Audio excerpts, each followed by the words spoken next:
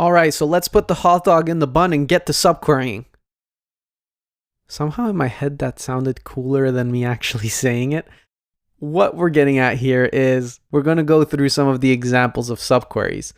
Now, when we get into using subqueries, what we want to do is we want to solve for complex scenarios.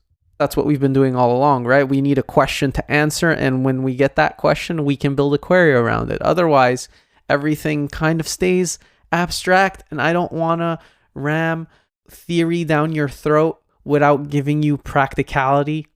So let's look at our first query. Show the employees older than the average age. Okay, so let's take a look at how to do that. So over here, we're back in Valentina Studio, and you can see we already wrote out the query. It's select first name, last name, birth date from employees, and then we're saying where the age, so we're using a date and time operator to calculate the age of birth date, is greater than, select the average, and we're using age again, of birth date from employees. So we have a subquery here, right? But let's break it down before we execute it, because we know this is going to output the right thing. So if we did age of birth date and we added it to the above query, what we're going to see happen is we're going to see the age of the date of birth, 66 years, 9 months, and 27 days. Great. Now, what if we add the average age? Well, let's take a look at that. When we select the average age, we're going to see, well, it's 61 years, 10 months, and 28 days. All right, so knowing that, we know now that the average age in the company is 61 years old. It's pretty old. Everyone's about close to retiring in this company. Great. But with knowing that, let's see what we can do. So in our where clause, we can say, hey, where your age is greater than the average age, show me those employees only. And when we execute that, what we'll see is that, hey, let's wrap this with age so we can see actually how old they are, because it's kind of hard to look at dates when it's like this. And we'll see that they're all older than 61 years old. Even this person is older than the average age. And let's put it right beside there just to make sure, just to see it again. So that was Kristinal.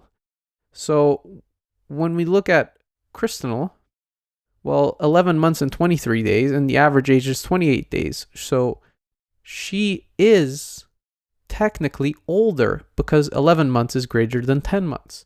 So the comparison is working here. And we're comparing against the average age.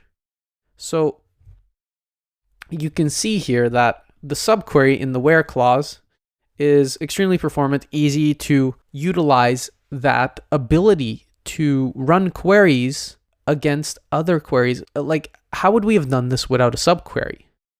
Well, it would have been extremely difficult, right? Because, well, we could have created a view where we had the average age, but then again, how would we go and compare against that? And if we use the window function, what exactly would happen? So it's an easy way to think about it, right? If we know that a subquery can return us one particular record, or it can return us a row set for the from clause, we know now that we can use it to easily write a query that will give us an answer. And it's always best to write out the query that works and then look at optimizing it. Don't try to optimize up front, because when you optimize up front, all you're going to do is confuse yourself. Queries are like a cake. You layer them. And I know I'm there again with my stupid analogies, but I'm trying to hammer it in that don't try to think too hard. Just try to write the query that gets the right answer, and then try to improve it, because that is most important. Let's get a query that works, and then let's learn from there. Don't try to get the most performant query. Don't let anyone bully you into, oh, you don't understand this concept. Oh, why didn't you use this? No, write the query that works for you and then figure out how to optimize it. That's the most important thing. So journey, it's not a race. So with that, we know now that we can use the where clause to calculate the age of someone. And then we can use a subquery to calculate with an aggregate function a single result, which is the average age, and we can compare those against each other because it's a single result. So we're comparing each and every individual row against the average age of every employee. And we could go even further. And if you said, hey, I only want the average age of all of the male employees, well, we can easily add a filter to the subquery and we can start layering those questions in and creating more and more complex filters. So this is a big thing for your filter game. This is like the level unlock that you haven't seen yet. You can build so many more complex where statements just because of this subquery, because you could write the query that filters out specific things, returns a singular result, and then compare in your where statement against something else. Like if we only wanted to know the average age of all of the males, we would say where gender is equal to male.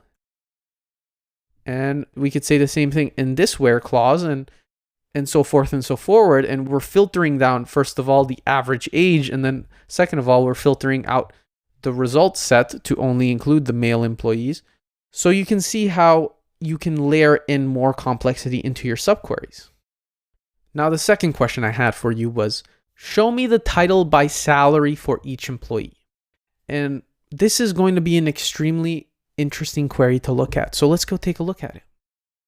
Over here, we have a query, a very interesting query. And we're selecting employee number, salary, from date. And we have a subquery in the select clause.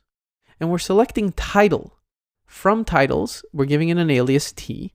And we're saying where the employee number is equal to the outer employee number, because this is referenced as S. So we're creating what we would call a join here. We're saying where the employee number of the subquery we're trying to execute is equal to S.employee number. So we can reference from outside to in, but we can't reference from inside the subquery to outside. That's interesting. We can use data from the outer query. Interesting. This is what we would call a correlated subquery. This is a very interesting point because we are doing this right here, this where clause, where we're saying where employee number is equal to S.employee number. We're referencing from outside, right? And we call that a correlated subquery because the subquery is now related to its parent.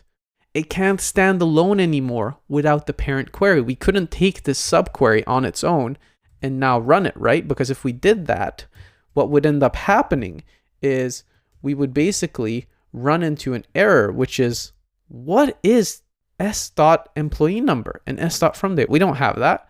So we can't do that anymore. So what we end up doing is we end up creating a subquery that needs a reference to the outer query. Okay, so we're referencing outside T.employee number and S.employee number. So S is coming from outside. So we're creating a correlated subquery. It's a subquery that's related to its parent. Interesting.